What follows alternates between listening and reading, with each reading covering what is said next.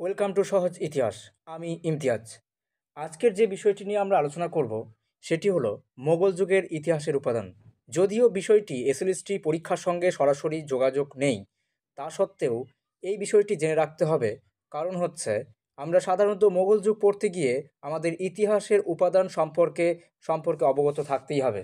যেমনভাবে আমরা গতদিন সুলতানি যুগের ইতিহাসের উপাদান সম্পর্কে আলোচনা করেছি, ঠিক আজকে আমরা মোগল যুগের ইতিহাসের উপাদান সম্পর্কে 40-এর অধিক প্রশ্ন নিয়ে আলোচনা করব এবং বিস্তারিতভাবে জানার চেষ্টা করব। প্রথম প্রশ্ন, বাবরের আত্মজীবনীর নাম কি?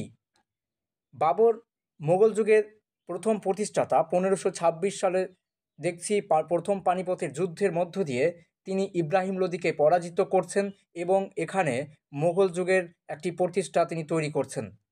এবং এই বাবর, যার জন্ম হয়েছিল ফারগানা অঞ্চলে, এবং পরের দিকে তিনি যখন বারবার চেষ্টা করার পরে যখন ব্যর্থ হচ্ছিলেন এবং শেষ পর্যন্ত তিনি ভারত জয় করে ফেলছেন, এবং তিনি তার এই যে সমগ্র বিভিন্ন কাহিনীগুলোকে যে গ্রন্থের মধ্য দিয়ে তুলে ধরছেন, যা তার আত্মজীবনী, সেই আত্মজীবনী নাম হলো তুজুক ই বাবরি। প্রথম দিকে এটি তুজুক ই বাবরি নামে পরিচিত থাকলেও পরের দিকে, অর্থাৎ যখন আকবরের শাসনকাল আসে, তখন এটিকে ফার্সি ভাষায় অনুবাদ করা হয়েছিল এবং তখন থেকে এটি সাধারণত বাবর নামা বা বাবর নামা নামে পরিচিত লাভ করে। এবং আরও পরবর্তীকালে ব্রিটিশরা যখন ভারতবর্ষে আসছে এবং তার এই গ্রন্থকে যখন ইংলিশে অনুবাদ করছেন, তখন পরের দিকে এটির নাম হয়েছিল মেমোয়ার্স অফ বাবর। পরবর্তী প্রশ্ন, বাবরের আত্মজীবনী কোন ভাষায় রচিত? বাবর সাধারণত তাদের যে মাতৃভাষা ছিল, সেই মাতৃভাষা ছিল চাগতাই তুর্কি। যদি প্রশ্নের মধ্যে তুর্কি এবং চাগতাই তুর্কি দুটি অপশন থাকে, তাহলে সেক্ষেত্রে বেছে নিতে হবে চাগতাই তুর্কি। কারণ বিষয়টি হচ্ছে এটি তুর্কি ভাষায় লেখা কিন্তু সম্পূর্ণভাবে নয়, এটি সম্পূর্ণ লেখা হয়েছিল চাগতাই তুর্কি ভাষায়। তাই সেক্ষেত্রে যেহেতু এখানে চাগতাই তুর্কি অপশন নেই, তাই উত্তর হয়ে যাবে তুর্কি। পরবর্তী প্রশ্ন, বাবরের আত্মজীবনীতে সর্বপ্রথম কে ফার্সি ভাষায় অনুবাদ করছেন? বাবরের মৃত্যুর পর তার এই আত্মজীবনী মূলত বেশ কয়েকবার বিভিন্ন শাসকদের সময়কালে এটিকে ফার্সি ভাষায় অনুবাদ করা হয়েছিল। প্রথম যিনি এটি অনুবাদ করেছিলেন তার নাম ছিল জৌন খান, এবং পরের দিকে আমরা মীর আবু তালিব, আব্দুর রহিম এবং পায়েন্দা খানকেও পেয়েছিলাম এটি ফার্সি ভাষায় অনুবাদ করতে। আব্দুর রহিম খান-ই খানান কোন শাসকের সময়কালে বাবরনামা ফার্সি ভাষায় অনুবাদ করছেন? এই আব্দুর রহিম খান-ই খানানের প্রথম পরিচয় আমাদের জানা দরকার। ইনি হচ্ছেন হুমায়ুনের সময়কাল থেকে মুঘলদের জন্য যিনি সেবা প্রদান করছিলেন, বৈরাম খান, এবং যিনি পরবর্তীকালে আকবরের একজন অন্যতম অভিভাবক হিসাবে কাজ করেছেন 1556 থেকে 1560 খ্রিস্টাব্দ পর্যন্ত। তার পুত্রই হলেন এই আব্দুর রহিম।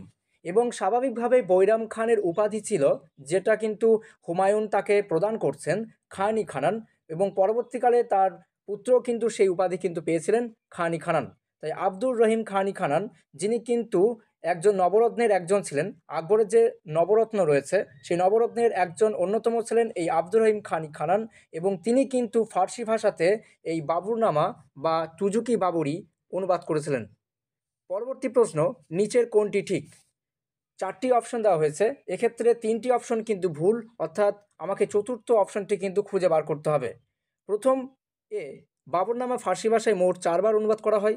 বি, মীর আবু তালিব সম্রাট জাহাঙ্গীরের সময়কালে বাবরনামা অনুবাদ করছেন।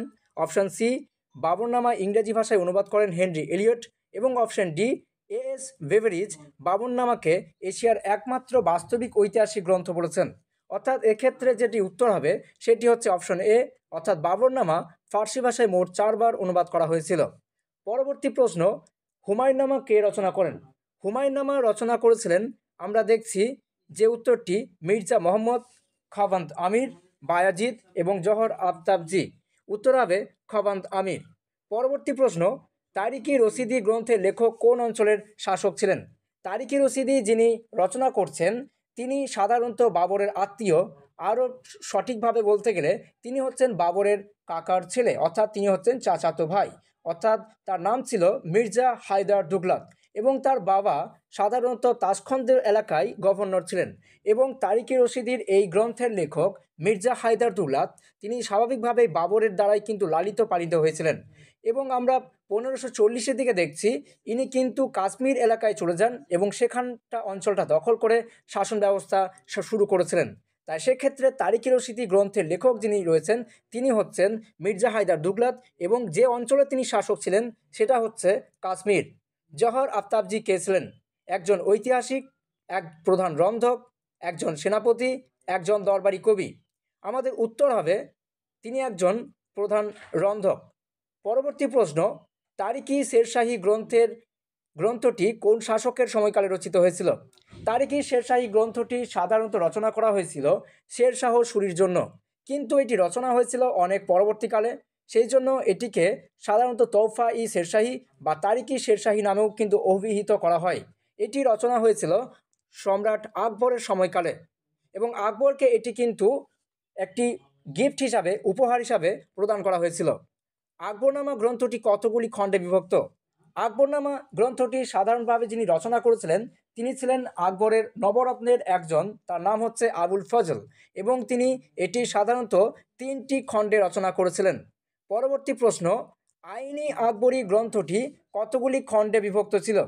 আইনি আকবরী গ্রন্থটি এটিও কিন্তু রচনা করেছেন আবুল ফজল এবং এই গ্রন্থটিও 3টি ভাগে বিভক্ত ছিল। পরবর্তী প্রশ্ন, আকবর কত সালে সমস্ত দরবারিদের ইতিহাস রচনার আদেশ দিয়েছিলেন? আকবর তিনি যথেষ্টভাবে ইতিহাসের গুরুত্ব বুঝেছিলেন, সেই জন্য তিনি একইভাবে আবুল ফজলকে তার দরবারি ঐতিহাসিক এবং কি ইতিহাস লিখে রাখার জন্য একটি আলাদা ডিপার্টমেন্ট তিনি তৈরি করছেন। এবং এই বিষয়টা আমরা যেভাবে দেখছি ট্রান্সলেট ডিপার্টমেন্ট এবং ইতিহাস লিখে রাখার জন্য ডিপার্টমেন্ট তৈরি হয়েছিল, আমরা সুলতানি যুগে ফিরোজ শাহ তুগলককে দেখেছিলাম তিনি আলাদাভাবে অনুবাদ বিভাগ গড়ে তুলেছেন। ঠিক একইভাবেই কিন্তু আকবরের সময়কালেও কিন্তু এই রকম অনুবাদ বিভাগ এমনকি ইতিহাস লিখে রাখার জন্য একটা ডিপার্টমেন্ট গড়ে তোলা হচ্ছে, আর সেটা হয়েছিল সাধারণত 1558 সালে। পরবর্তী প্রশ্ন, আবুল ফজল কত সালে আকবরনামা লিখতে শুরু করেছিলেন? আবুল ফজল তিনি কত সালে আকবরনামা লিখতে শুরু করেন এই বিষয়টি নিয়ে যদিও তর্ক বিতর্ক আছে, বিভিন্ন জায়গায় বিভিন্ন রকম পাওয়া যায়। মোটামুটি যেটুকু বলা হয় 1595 খ্রিস্টাব্দ থেকে তিনি এই গ্রন্থটি লিখতে শুরু করেছিলেন। পরবর্তী প্রশ্ন, আবুল ফজলের লেখা আকবরনামা গ্রন্থটি কতবার সংশোধন করার পর প্রকাশ করা হয়? এই গ্রন্থটি পরপর 5 বার প্রকাশ করা হয়েছিল, সংশোধন করার পর এটি প্রকাশ পেয়েছিল। পরবর্তী প্রশ্ন, তারিখ-ই আকবর শাহী গ্রন্থের লেখক কে? তারিখ-ই আকবর শাহী গ্রন্থের লেখক হচ্ছেন হাজি মোহাম্মদ কান্দাহারি। পরবর্তী প্রশ্ন, আব্দুল কাদির বাদাইনি রচিত গ্রন্থের নাম কি? আব্দুল কাদির বাদাইনি তিনি উত্তরপ্রদেশের বদায়ুন অঞ্চলে জন্মগ্রহণ করেন, এই জন্য স্বাভাবিকভাবে তার নামের জন্য ব্যবহার হয়ে থাকে টাইটেল হিসাবে আব্দুল কাদির বাদায়ুনি।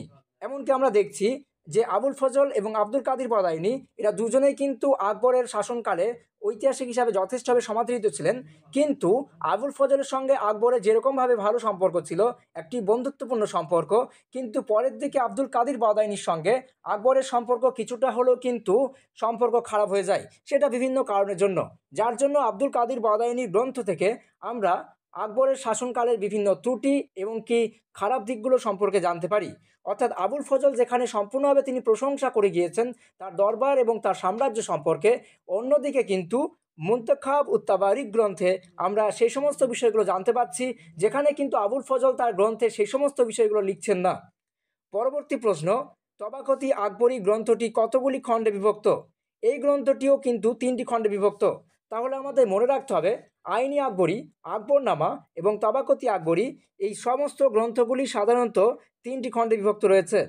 তারিখ-ই ফেরিস্তা গ্রন্থটি অন্য কী নামে পরিচিত রয়েছে?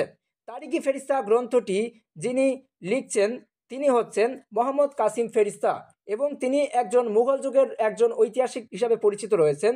ইনি যে গ্রন্থটি লিখছেন সাধারণত সেই গ্রন্থটি অপর নাম হচ্ছে গুলশান-ই-ইব্রাহিমি। পরবর্তী প্রশ্ন, শাহজাহানের রাজত্বকালের প্রথম 10 বছরের বিবরণ লিপিবদ্ধ করেছিলেন কোন ঐতিহাসিক? আমরা দেখছি শাহজাহান তিনি কোনো নিজের অভিজ্ঞতা থেকে আত্মজীবনী লিখছেন না। দুইজন মুঘল সম্রাট যারা নিজেদের আত্মজীবনী লিখেছেন তাদের মধ্যে একজন আমরা ইতিমধ্যে বাবরকে পেয়েছি এবং অপরজনকে যাকে আমরা পাবো তিনি হবেন জাহাঙ্গীর, কিন্তু বাকি যারা সম্রাট রয়েছেন তারা সাধারণত ঐতিহাসিকদের দিয়ে লেখাচ্ছেন। যেমনভাবে আমরা আকবরকে দেখছি, যেমনভাবে আমরা হুমায়ুনকে দিয়ে দেখছি, যেমনভাবে আমরা পরবর্তীকালে আরও শাহজাহানকেও কিন্তু সেক্ষেত্রে দেখতে পাচ্ছি। শাহজাহানের ইতিহাস যিনি লিখছেন তার নাম ছিল মোহাম্মদ আমিন কাজভিনি। পরবর্তী প্রশ্ন, চাহার চামান গ্রন্থটি থেকে কোন শাসকের সম্বন্ধে জানা যায়? এই চাহার চামান গ্রন্থটি লেখা হয়েছিল ফার্সি ভাষায়। যিনি লিখছেন তার নাম ছিল চন্দ্রভান ব্রাহ্মণ। এবং স্বাভাবিকভাবে আমরা দেখছি এই গ্রন্থ থেকে আমরা মুঘল যুগের ইতিহাস জানতে পারি। এবং শাসক বলতে যদি হয় তাহলে সেক্ষেত্রে শাহজাহানের সময়কালের আমরা বিভিন্ন ঘটনাবলী কিন্তু এই গ্রন্থ থেকে জানতে কিন্তু পারছি। পরবর্তী প্রশ্ন, ঔরঙ্গজেবের রাজত্বের প্রথম 10 বছরের ঐতিহাসিক বিবরণ পাওয়া যায় কোন গ্রন্থ থেকে? ঔরঙ্গজেবের সময়কাল যখন এলো যথেষ্টভাবে রেস্ট্রিকশন ঢুকে গেল ইতিহাস লেখার ক্ষেত্রে, যার জন্য কিন্তু ঔরঙ্গজেব তিনি কিন্তু সমস্ত ধরনের যে ডিপার্টমেন্টগুলো, বিশেষ করে ইতিহাস লেখার যে ডিপার্টমেন্ট, সেগুলো কিন্তু তিনি বন্ধ করতে শুরু করলেন, যার জন্য তার সময়কালের একটা পূর্ণাঙ্গ ইতিহাস পাওয়া কিন্তু খুবই দুষ্কর। এই জন্য আমরা দেখতে পাচ্ছি যে এই সময়কালে প্রথম 10 বছরের ইতিহাস লেখা যে গ্রন্থটি হয়েছিল সেই গ্রন্থটির নাম ছিল আলমগীরনামা। পরবর্তীকালে সেই সমস্ত গ্রন্থ থেকে আমরা যা পাচ্ছি আমরা বিচ্ছিন্নভাবে পাচ্ছি, খুব একটা ভালো করে কিন্তু ঔরঙ্গজেবের সম্পর্কে জানতে পারছি না। এই আলমগীরনামা যিনি লিখছেন তার নাম ছিল মির্জা মোহাম্মদ কাজিম এবং প্রথম 10 বছরের ইতিহাস জানা যায়, এটি এর বিশেষ একটি বৈশিষ্ট্য হিসাবে পরিচিত রয়েছে। পরবর্তী প্রশ্ন, ঔরঙ্গজেব নামা গ্রন্থটির লেখক কে? ঔরঙ্গজেব নামা যে গ্রন্থটি একটি কী, অর্থাৎ এর বিষয়টি জানতে চাওয়া হয়েছে। ঔরঙ্গজেব নামা গ্রন্থটি যিনি লিখছেন তার নাম ছিল হাকিরি এবং তিনি ছিলেন একজন যথেষ্টভাবে কিন্তু সৈনিক। তাই স্বাভাবিকভাবেই যখন তিনি একজন সৈনিক তখন স্বাভাবিকভাবেই তিনি যে বিষয়গুলো তুলে ধরেছেন তাই এটিকে সাধারণত বলা হয়ে থাকে একটা সৈনিকের কবিতা গ্রন্থ। এবং এই যে ব্যক্তির আমি কথা বলছি ইনি বিভিন্ন ঔরঙ্গজেবের সঙ্গে চলতে থাকা তার ভাইদের মধ্যে উত্তরাধিকার যুদ্ধ এবং কি দারার কীভাবে প্রাণদণ্ড হচ্ছে তার কাহিনীও তিনি কিন্তু তার গ্রন্থে তুলে ধরছেন। পরবর্তী প্রশ্ন, ঔরঙ্গজেবের দাক্ষিণাত্য নীতি বিবরণ পাওয়া যায় কোন গ্রন্থ থেকে?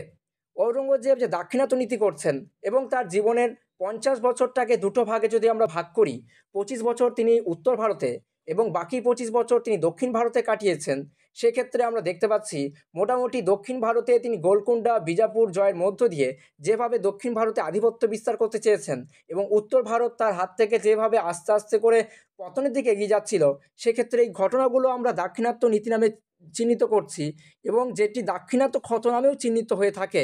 এই বিবরণ আমরা পেয়ে থাকি সাধারণত যে গ্রন্থ থেকে, সেই গ্রন্থের নাম হচ্ছে নুসখা ই দিলখুশা। এবং আরও পরবর্তীকাল আমরা দেখব নুসখা ই দিলখুশা গ্রন্থের লেখককে। পরবর্তী আমাদের প্রশ্ন, ঔরঙ্গজেব ইসলামীয় আইনগুলি সংকলন করেন কোন গ্রন্থে? ঔরঙ্গজেব সাধারণত একজন গোঁড়া সম্রাট হিসেবে চিহ্নিত হতে শুরু করছেন। যেমনভাবে আমরা দেখেছিলাম সুলতানি যুগে ফিরোজ শাহ তুগলক তিনি বিভিন্ন ইসলামী আইন কানুন শুরু করছেন, এমনকি আমরা গতদিন বলেছিলাম যে তিনি একমাত্র সুলতান যিনি তার আত্মজীবনী রচনা করছেন যার নাম ছিল ফুতুহাত-ই ফিরোজ শাহী এবং সেখানে তিনি 32 পাতার মধ্যে বিভিন্ন ইসলামীয় আইন কানুন এবং বিভিন্ন বিষয়গুলো তুলে ধরার চেষ্টা করেছেন। ঠিক একইভাবেই ঔরঙ্গজেব তিনি ইসলামীয় আইন কানুনগুলো যার মধ্যে তুলে ধরছেন এবং এটা সাধারণত লেখা হয়েছিল আরবি ভাষায়, সেই গ্রন্থটির নাম হচ্ছে ফতোয়া-ই আলমগীরি। পরবর্তী প্রশ্ন, পানিপথের দ্বিতীয় যুদ্ধের প্রত্যক্ষদর্শী ঐতিহাসিক কে ছিলেন? পানিপথের 3টি যুদ্ধ হয়েছে।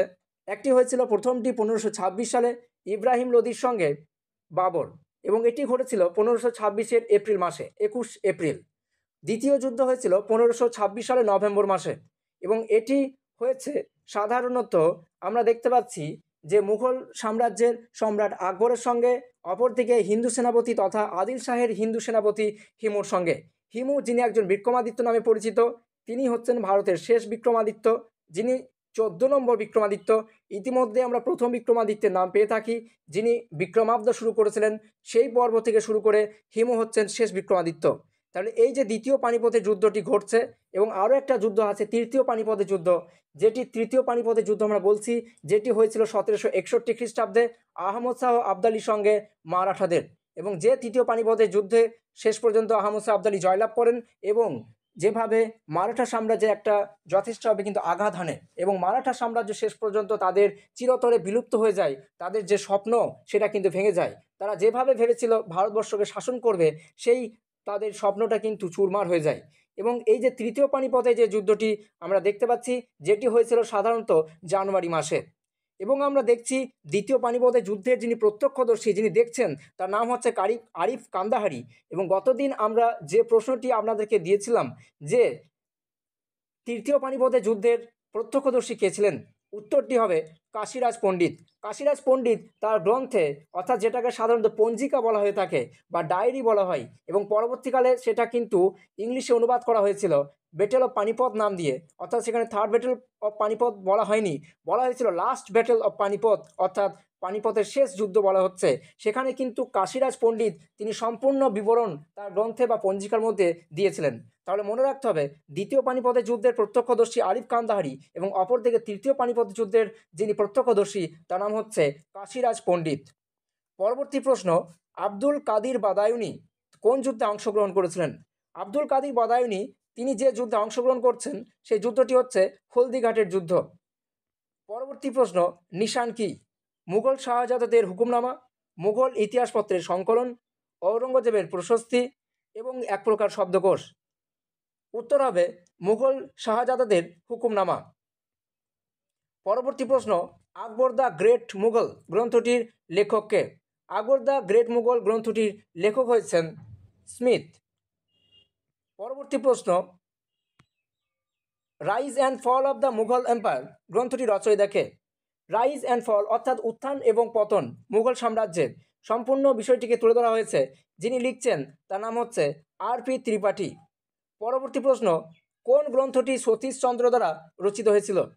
সতীশচন্দ্র তিনি সাধারণত আমরা দেখছি মুঘল যুগ, এমনকি মুঘল যুগের বিভিন্ন বিষয়গুলো নিয়ে আলোচনা করছেন, এবং তিনি যে গ্রন্থটি লিখছেন সেই গ্রন্থটির নাম ছিল party and politics at the Mughal court, agrarian system of the Mughal India, the Mughal harem এবং central structure of the Mughal empire. অর্থাৎ তিনি যে গ্রন্থটি রচনা করেছেন সেই গ্রন্থটির নাম হলো পার্টি অ্যান্ড পলিটিক্স, অর্থাৎ যে দরবারের যে দল এবং রাজনীতি, দরবারে দল চলছে, মানে হচ্ছে আমরা যেমন পরের দিকে আধুনিক যুগে যখন পড়ব দেখব যে কংগ্রেস দুটি ভাগে ভেঙে যাচ্ছে, নরমপন্থী চরমপন্থী। তার মানে হচ্ছে মতাদর্শেদের মধ্যে মিলছে না, যার জন্য নরমপন্থী চরমপন্থী পেয়েছি, কিছু বিপ্লবীবাদী পাচ্ছি, কিছু সশস্ত্রবাদী পাচ্ছি। তার মানে হচ্ছে এদের সঙ্গে কোনোভাবেই কিন্তু মতাদর্শে মিলছে না। ঠিক একইভাবেই কিন্তু আমরা শেষের দিকে দেখছি আস্তে আস্তে করে ঔরঙ্গজেবের পরেই মোটামুটি 1707 থেকে শুরু করে বিভিন্ন ধরনের পার্টি অ্যান্ড পলিটিক্স কিন্তু মুঘল কোর্টে বা দরবারে শুরু হচ্ছে, যাদের মধ্যে অন্যতম ছিল ইরানি, তুরানি এবং হিন্দুস্তানি গোষ্ঠীগুলোর আবির্ভাব কিন্তু ঘটছিল। এবং কে কতটা সম্রাটের কাছাকাছি থাকতে পারবে, সম্রাটের কাছ থেকে বিভিন্ন ধরনের সুযোগ সুবিধা আদায় করে নিতে পারবে, এই লক্ষ্যকে কেন্দ্র করেই পার্টি অ্যান্ড পলিটিক্স কিন্তু শুরু হয়েছিল, এবং যা কিন্তু মুঘল সাম্রাজ্যের জন্য একটা যথেষ্টভাবে কিন্তু খারাপ দিক এবং মুঘল সাম্রাজ্যকে আরও পতনের দিকে এগিয়ে নিয়ে যাওয়ার জন্য দায়ী ছিল। পরবর্তী প্রশ্ন, তবাকতি আকবরী গ্রন্থে ভারতের কতগুলি অঞ্চলের পৃথক ইতিহাস বর্ণনা করা হয়েছে? তবাকতি আকবরী গ্রন্থটিতে সাধারণত ভারতের 9টি অঞ্চলের বিভিন্ন ইতিহাস কিন্তু তুলে ধরা হয়েছে। কোন মুঘল সম্রাটের সমসাময়িক ছিলেন ঈশ্বর দাস এবং ভীমসেন? দুইজন মাত্র হিন্দু ঐতিহাসিক ছিলেন ঔরঙ্গজেবের সময়কালে, আর তারা হলেন ঈশ্বর দাস এবং ভীমসেন। এই ঈশ্বর দাস এবং ভীমসেন, ঈশ্বর দাস নাগর নামেও পরিচিত। ঈশ্বর দাস যিনি ছিলেন তিনি সাধারণত ফুতুহা-ই আলমগীরি রচনা করেন, এবং যেখান থেকে আমরা রাজস্থান অর্থাৎ রাজপুত নীতি সম্পর্কে জানতে পারি, ঔরঙ্গজেবের সঙ্গে রাজপুত নীতি কেমন ছিল সেটা আমরা লক্ষ্য করতে পারি। অপরদিকে ইতিমধ্যে আমরা নুসখাই দিল খুসা গ্রন্থ সম্পর্কে আলোচনা করেছিলাম ভীমসেন সম্পর্কে, এবং বলা হয়েছিল দাক্ষিণাত্য যে নীতি 1670 থেকে 1707, অর্থাৎ 25 বছর বা 30 বছর ধরে যে দাক্ষিণাত্য নীতি নেওয়া হয়েছিল তার ইতিহাস আমরা কিন্তু এখানে পেয়েছিলাম। পরবর্তী প্রশ্ন, মোরল্যান্ড তার কোন গ্রন্থে জায়গিরদারদের কথা আলোচনা করেছেন? মোরল্যান্ড তার 4টি গ্রন্থই মোরল্যান্ডই লেখা, এর মধ্যে আমাকে খুঁজে বার করতে হবে কোন গ্রন্থে তিনি জায়গিরদারদের কথা বলছেন। এটি যথেষ্টভাবে কিন্তু একজন গুরুত্বপূর্ণ। আকবর তথা মুঘল সাম্রাজ্যের ইতিহাস জানতে গেলে W.H. মোরল্যান্ড আমাদের পড়তেই হয় বিভিন্ন গ্রন্থগুলো, তাই স্বাভাবিকভাবেই আমি এখানে সমস্ত গ্রন্থের নাম তা লিখে রেখেছি। India at the death of Akbar, from Akbar to Aurangzeb, the agrarian system of Muslim India, the agriculture of the United Provinces, এই সমস্ত গ্রন্থগুলির লেখক তিনি। এবং স্বাভাবিকভাবে যে গ্রন্থ থেকে আমরা জায়গিরদারদের কথা জানতে পারি, মনসবদার জায়গিরদার, এবং আমরা পরবর্তীকালে দেখছি এই জায়গিরদার কীভাবে একটা সংকট তৈরি করছে এবং মুঘল সাম্রাজ্যকে পতনের দিকে নিয়ে যাচ্ছে। এবং এই জায়গিরদার সংকট যথেষ্টভাবে কিন্তু শুরু হয়ে গিয়েছিল, ভালো রকমভাবে লক্ষ্য করছিলাম আমরা সেটা ঔরঙ্গজেবের সময়কালে, এবং একইভাবেই সেই জায়গিরদারি সংকট থেকে মুক্তি পাওয়ার জন্যই বিজাপুর বা গোলকোন্ডার মতো জায়গাগুলোকে দখল করা হয়েছিল, কিন্তু তা সত্ত্বেও কিন্তু কোনোভাবেই সেই সংকট মেটেনি, যার কথা আমরা কাফি খানের বিভিন্ন গ্রন্থ থেকে জানতে পাচ্ছি। কাফি খান তিনি যার গ্রন্থ রয়েছে সেই গ্রন্থ থেকেও কিন্তু আমরা এর কথা কিন্তু খুব সঠিকভাবে এবং ভালো করে কিন্তু লক্ষ্য করতে পেরেছি। তাহলে আমাদের প্রশ্ন যেটা, অর্থাৎ আমরা দেখব India at the death of Akbar গ্রন্থ থেকে জায়গিরদার সম্পর্কে জানতে পেরেছি। পরবর্তী প্রশ্ন, travels in the Mughal empire গ্রন্থটির লেখককে। Travels in the Mughal empire অর্থাৎ আমরা দেখব বিভিন্ন বৈদেশিক পর্যটকরা তারা বারবার ভারতের দিকে আসছেন। সেক্ষেত্রে মেগাস্তিনিস থেকে শুরু করে বা পরবর্তীকালে ফাইয়েন এবং কি হিভেনসাং, মার্কোপোলো এবং সুলেমান, ইবন বতুতা, আলবিরুনি, এই যে বিভিন্ন জন এসেছেন এবং আমরা পরের দিকে ব্রিটিশদের সময়কালেও দেখছি তাদের মধ্যে যিনি এসেছিলেন বা ফ্রান্স থেকেও আসছেন, ইউরোপ থেকেও আসছেন। এবং সেক্ষেত্রে travels in the Mughal empire যিনি রচনা করছেন তিনি ছিলেন ফ্রাঁসোয়া বার্নিয়ের। ইনি একজন পেশায় চিকিৎসক ছিলেন, সেই ফ্রাঁসোয়া বার্নিয়ের যিনি ফ্রান্স থেকে এসেছিলেন।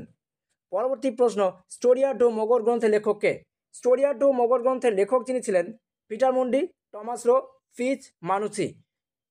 ফিচ এবং টমাস রো এরা ইংল্যান্ডের ব্যক্তি ছিলেন এবং মানুচিকে আমরা দেখছি ইনি ইটালির ব্যক্তি এবং ইটালি থেকে ইনি এসেছিলেন ভারতবর্ষে শাহজাহানের সময়কালে এবং ঔরঙ্গজেবের সময়কালেও তিনি কিন্তু দেখেছেন। সেক্ষেত্রে স্টোরিয়া ডো মোগর, যার অর্থ হচ্ছে যে মুঘল সাম্রাজ্যের যে ইতিহাস অর্থাৎ মুঘল সাম্রাজ্যের যে গল্প, সেক্ষেত্রে কিন্তু এটি সাধারণত ইটালি ভাষায় লেখা হয়েছে, স্টোরিয়া ডো মোগর নামে পরিচিত এবং এটি যিনি রচনা করছেন তার নাম হচ্ছে নিকোলো মানুচি। পরবর্তী গ্রন্থ, and atlas of the Mughal empire গ্রন্থটির বিষয় কি। এই গ্রন্থটি যিনি রচনা করেছেন তিনি হচ্ছেন যথেষ্টভাবে তার সমাদৃত মুঘল সাম্রাজ্যের ইতিহাসের জন্য, তিনি হচ্ছেন ইরফান হাবিব অর্থাৎ প্রফেসর মোহাম্মদ হাবিবের পুত্র।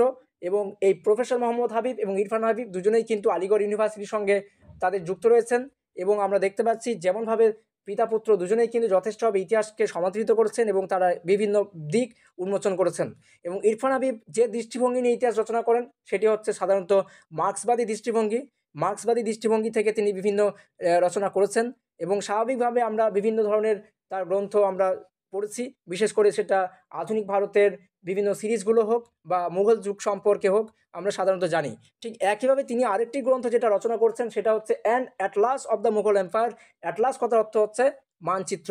তাই স্বাভাবিকভাবেই এই গ্রন্থটি তিনি মুঘল সাম্রাজ্যের বিভিন্ন মানচিত্র, উত্তর ভারত এবং দক্ষিণ ভারত, যদিও সাধারণত উত্তর ভারত সম্পর্কে তিনি বেশি মানচিত্র রচনা করেছেন এবং দক্ষিণ ভারতের জন্য মাত্র 2 থেকে 3টি মানচিত্র তিনি রচনা করেছিলেন। সেক্ষেত্রে আমরা এর বিষয় হচ্ছে মানচিত্র। পরবর্তী প্রশ্ন, দ্য মুঘল নবেলিটি আন্ডার আওরঙ্গজেব গ্রন্থটি কে রচনা করেন। ঠিক একইভাবে আমরা দেখলাম পার্টি অ্যান্ড পলিটিক্স, এবার আমরা দেখছি মুঘল নবেলিটি। সেই নবেলিটির মধ্যেও কিন্তু যথেষ্টভাবে কিন্তু অভিজাত যারা রয়েছেন অর্থাৎ আওরঙ্গজেবের অধীনে যারা অভিজাত ছিলেন তারাও কিন্তু চেষ্টা করছিলেন আওরঙ্গজেবকে কীভাবে টানা যায় এবং এই অভিজাতরাই একটা সময়কালে গিয়ে মুঘল সাম্রাজ্যকে অন্য ধারায় প্রভাবিত করবেন। এই গ্রন্থটি যিনি লিখেছেন তিনি হচ্ছেন সতীশচন্দ্র। পরবর্তী গ্রন্থ আমরা দেখছি তারিকি আলফি গ্রন্থটি কোন উপলক্ষে লেখা হয়েছিল। তারিকি আলফি গ্রন্থটি যে উপলক্ষে লেখা হয় সেটি হচ্ছে ইসলাম ধর্মের 1000 বর্ষ পূরণ হবার উপলক্ষে। কারণ বিষয় হচ্ছে 622 খ্রিস্টপূর্বাব্দে যখন হজরত মোহাম্মদ সাল্লাল্লাহু সাল্লাম তিনি যখন মক্কা থেকে মদিনা যখন মাইগ্রেট করছেন, অভিযান করছেন, এই পর্ব থেকে শুরু হয়েছিল ইসলামিক ক্যালেন্ডার, হিজরি সাল গণনা এবং এটাকে বলা হচ্ছে একটা হিজরি দিয়ে শুরু হচ্ছে এবং পরবর্তীকালে যখন আকবরের শাসনকাল মুঘল সাম্রাজ্যে দেখা যাচ্ছে তিনি একটি গ্রন্থ রচনা করবেন বলে ঠিক করলেন আর সেটার উপলক্ষ হবে 1000 বর্ষ পূরণ। আর এই জন্য তিনি যে গ্রন্থটি রচনা করেছিলেন তার নাম ছিল তারিকি আলফি এবং এর জন্য অনেক ঐতিহাসিককে তিনি নিযুক্ত করেছিলেন। ঔরঙ্গজেব কত সালে ইতিহাস বিভাগ বন্ধ করে দেন। ঔরঙ্গজেব তিনি মনে করতেন যে ইতিহাস রচনা ইসলামের পরিপন্থী বা এটা রচনা করা ঠিক নয়, এই জন্য তিনি ইতিহাস রচনা কিন্তু যে ডিপার্টমেন্ট যেটা মুঘল সাম্রাজ্যের শ্রেষ্ঠ সম্রাট আকবরের সময়কালে শুরু হয়েছিল সেই ডিপার্টমেন্ট তিনি শেষ পর্যন্ত কিন্তু বন্ধ করে দিয়েছেন আর এটি বন্ধ করা হয়েছিল 1677 সালে। মুঘল যুগের বিভিন্ন ধর্ম সম্প্রদায় এবং শিখ ধর্ম সম্পর্কে তুলনামূলক আলোচনা পাওয়া যায় কোন গ্রন্থে। সেই গ্রন্থটির নাম হচ্ছে দবিস্তানি মজাহিব। শুধুমাত্র শিখ ধর্ম নয়, পাশাপাশি যত ধর্ম ছিল সেই সময়ে সমস্ত ধর্ম সম্পর্কে আমরা কিন্তু এই দবিস্তানি মজাহিবে আমরা উল্লেখ পেয়ে থাকি। যদিও সেই গ্রন্থটির লেখক মহসিন ফানি বলে চিহ্নিত করা হয়, যদিও সেটা নিয়ে তর্ক বিতর্ক আছে আদৌ সেটা মহসিন ফানি রচনা করছেন কি না তর্ক বিতর্ক থেকে যায়। অনেকে মনে করেন এটা অজ্ঞাতনামা লেখক, আবার অনেকে মনে করেন যে মহসিন ফানি সেটা রচনা করেছেন। আসলে এটা একটা তুলনামূলক ধর্ম আলোচনা সম্পর্কিত লেখা বই। পরবর্তী প্রশ্ন, মুঘল যুগের একমাত্র মহিলা ঐতিহাসিকের নাম কি? আমরা সমগ্র মুঘল যুগ ধরে যদি দেখি, বিভিন্ন আমরা মহিলা পাই যারা প্রত্যেকেই কিন্তু বিভিন্ন বিষয়ে পটু। কেউ রাজনীতিতে পটু, বেশিরভাগ জনকেই আমরা পাচ্ছি, কিন্তু ইতিহাস লেখার জন্য বা শিক্ষিতা হিসাবে আমরা একজন মহিলাকেই পাই, আর তিনি হচ্ছেন কিন্তু গুলবদন বেগম। গুলবদন বেগম এখানে একটা ইন্টারেস্টিং ফ্যাক্ট, সেটা হচ্ছে তার যিনি স্বামী ছিলেন বা হাজব্যান্ড ছিলেন, তার থেকেও তিনি বেশি কিছু শিক্ষিত ছিলেন। গুলবদন বেগমের যিনি হাজব্যান্ড, তিনি কিন্তু যথেষ্টভাবে তিনি কিন্তু আনএডুকেটেড, অর্থাৎ তিনি ছিলেন একজন অশিক্ষিত। গুলবদন বেগম যে বইটি লিখেছিলেন আমরা জানি, সেই বইটির নাম ছিল হুমায়ুন নামা, এবং এটি মূলত তার যে ভাই হুমায়ুন, সে হুমায়ুন সম্পর্কে লেখা একটি অতি মূল্যবান একটি গ্রন্থ। এবং এই গ্রন্থ থেকে শুধুমাত্র হুমায়ুন সম্পর্কে নয়, পাশাপাশি হুমায়ুন যেভাবে যুদ্ধে জড়িয়ে পড়ছেন শেরশাহের সঙ্গে, এবং একইভাবেই পরবর্তীকালে আমরা দেখছি যেভাবে তিনি আবার মুঘল সাম্রাজ্যে ফিরে পাচ্ছেন, তার মৃত্যু, সমস্ত ঘটনা এখানে তুলে ধরা হচ্ছে। এবং যেভাবে তিনি পারস্যে চলে যাচ্ছেন, পারস্য থেকে ফিরে এসে আবার তিনি মুঘল সাম্রাজ্য শুরু করছেন, এবং কি হারেমের যে বিভিন্ন ঘটনাগুলো, হারেমের অভ্যন্তরে যে সমস্ত নারী বাহিনী রয়েছে এবং নারীরা রয়েছেন, তাদের যে সমাজ, তাদের যে সংস্কৃতি, রাজনীতি, সেই সমস্ত ঘটনাও কিন্তু এই হুমায়ুন নামা গ্রন্থে, গুলবদন বেগমের লেখায় গ্রন্থে আমরা কিন্তু পেয়ে থাকি। যদিও গুলবদন বেগম সেই গ্রন্থটি লিখেছেন আকবরের একটা পরামর্শে বা আকবরের আদেশেই, বা আকবর তাকে পরামর্শ দিচ্ছেন, যার জন্য তিনি এই গ্রন্থটি কিন্তু লিখছেন। পরবর্তী প্রশ্ন হচ্ছে, আকবরের সাম্রাজ্যের ৩২০০টি শহর এবং ১২০টি বড় শহরের কথা জানা যায় কোন গ্রন্থ থেকে? এই গ্রন্থটিতে নাম হচ্ছে তবাকতে আকবরী। পরবর্তী প্রশ্ন, মোরল্যান্ড বলেছেন আকবরের সময়কালে ভূমি রাজস্বের হার ছিল ৩৩%। পরবর্তীকালে আওরঙ্গজেবের সময়কালে তা বেড়ে দাঁড়িয়েছিল কত শতাংশ? তাহলে আমরা দেখছি আকবরের সময়কালে যখন রাজস্ব নেওয়া হচ্ছিল, অর্থাৎ 1/3, কিন্তু পরের দিকে এটি আরও বেড়ে যাচ্ছে, এবং সেইটা হচ্ছে কত? সেটা হয়ে যাচ্ছে 50%। যেভাবে আমরা দেখেছিলাম সুলতানি যুগের ইতিহাসে আলাউদ্দিন খলজিকে, তিনি সব থেকে ট্যাক্স বেশি নিচ্ছেন, 50% ট্যাক্স নিচ্ছেন, বিভিন্ন যত রকম ট্যাক্স রয়েছে সমস্ত ট্যাক্সগুলোকে ধরা হচ্ছে। এবং ফিরোজ শাহ তুগলক যিনি ছিলেন, তিনি 28টি করের মধ্যে 24টি করকে বিলুপ্ত করে দিচ্ছেন। বলা হচ্ছে সেগুলো ইসলামিক শরীয়ত অনুযায়ী ফলো করছে না, যার জন্য 4টি করকে তিনি রেখেছিলেন, এবং সেই 4টি কর ছিল খরচ, জাকাত, জিজিয়া এবং খামস। এবং এইগুলো করগুলোকে রেখে বাকি করগুলো তিনি কিন্তু যথেষ্টভাবে তুলে ফেলে দিয়েছিলেন বা বিলুপ্ত করেছিলেন। এবং কিছু কথা এখানে আমাদের বলা উচিত। আমরা দেখব যে যে 4জনে আমরা কথা বলবো, অর্থাৎ ফুতুহাদি ফিরোজ শাহী, এই গ্রন্থের লেখক আমরা আগে বলেছি, যিনি রচনা করেছেন তার নাম হচ্ছে ফিরোজ শাহ তুগলক। জেনে রাখতে হবে গ্রন্থটি ফার্সি ভাষায় রচনা হয়েছে, এবং একই সঙ্গে মালফুজাত ই তেমুরি বা তুজুকি তৈমুরিও বলা হয়। এবং গ্রন্থটির লেখক হচ্ছেন তৈমুরলঙ্গ, যিনি 1398 সালে ভারত আক্রমণ করেছিলেন, এবং এই গ্রন্থটি লেখা হয়েছিল চাকতাই তুর্কি বা তুর্কি ভাষাতে। যদি অপশন থাকে চাকতাই তুর্কি, তাহলে চাকতাই তুর্কি করতে হবে। পরবর্তী যেটা বিষয় আমাদের, যদি আমাদের এই পিডিএফে প্রশ্ন শেষ হয়েছে, কিন্তু কিছু বিষয় আমি বলছি, শুনে রাখবেন। তুজুকি বাবরি বা বাবরনামা রচনা করেছেন বাবর, চাকতাই তুর্কি। তুজুকি জাহাঙ্গীরি রচনা করেছেন জাহাঙ্গীর, এটি রচনা হয়েছিল মূলত তুর্কি ভাষাতেই। এবং একইভাবেই বাবরনামা টোটাল কিন্তু 4বার কিন্তু অনুবাদ করা হয়েছিল, এবং সেটি অনুবাদ হয়েছিল ফার্সি ভাষাতে। তাহলে জেনে রাখতে হবে বাবরনামা বা তুজুকি বাবরি প্রথমে চাকতাই তুর্কি, এবং পরের দিকে সেটা কিন্তু ফার্সি ভাষায় বারবার কিন্তু অনুবাদ করা হয়েছে। এবং একইভাবেই বেশ কিছু গ্রন্থ যেগুলো কিন্তু অনুবাদ করা হয়েছিল, অর্থাৎ সংস্কৃত থেকে ফার্সি ভাষায়, যাদের মধ্যে অন্যতম ছিল 32 সিংহাসন। এটি কিন্তু সাধারণত একটা সংস্কৃত গ্রন্থ, কিন্তু আমরা আগেই বলেছিলাম যে আকবর তিনি ট্রান্সলেট ডিপার্টমেন্ট গড়ে তুলেছেন। সেই ট্রান্সলেট ডিপার্টমেন্টের কাজ হবে বিভিন্ন সংস্কৃত গ্রন্থগুলোকে ফার্সি ভাষায় ট্রান্সলেট করা, আরবি গ্রন্থকে ফার্সি ভাষায় ট্রান্সলেট করা।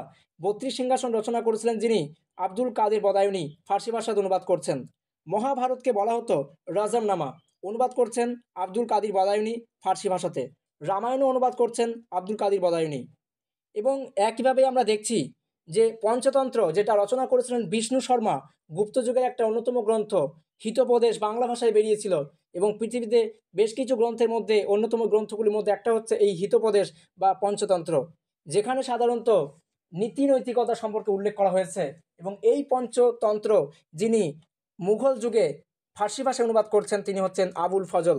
রাজতরঙ্গিনী যিনি অনুবাদ করছেন ফার্সি ভাষায়, তার নাম হচ্ছে মোল্লা শাহ মোহাম্মদ, অথর্ববেদ হাজি ইব্রাহিম সিরহিন্দ এবং রামায়ণ যিনি রচনা করছেন এই সময় বাংলা ভাষায়, তিনি হচ্ছেন কবি কৃত্তিবাস ওঝা। এবং কি আমরা দেখব পরের দিকে যে আরও বেশ কিছু গ্রন্থ যেগুলো কিন্তু অনুবাদ করা হয়েছে, যেগুলো আমাদের জন্য ইম্পর্ট্যান্ট, যেগুলো আমাদের জানা উচিত, সেগুলো আমরা কিন্তু এখানে তুলে ধরেছি। এবং কি নল দময়ন্তী যে গ্রন্থ ছিল সেটাও কিন্তু কবি ফৌজি ফার্সি ভাষায় অনুবাদ করছেন। আজ আমাদের এই পর্যন্ত। পরবর্তী ভিডিও দেখার জন্য আমাদের চ্যানেলটি সাবস্ক্রাইব করুন এবং লাইক করুন। আপনারা সাবস্ক্রাইব করলে আমরা কিন্তু আরও উৎসাহ পাবো এবং আরও সুন্দর সুন্দর এইভাবেই কিন্তু আপনাদের জন্য বিনামূল্যে ভিডিও তৈরি করব। ধন্যবাদ।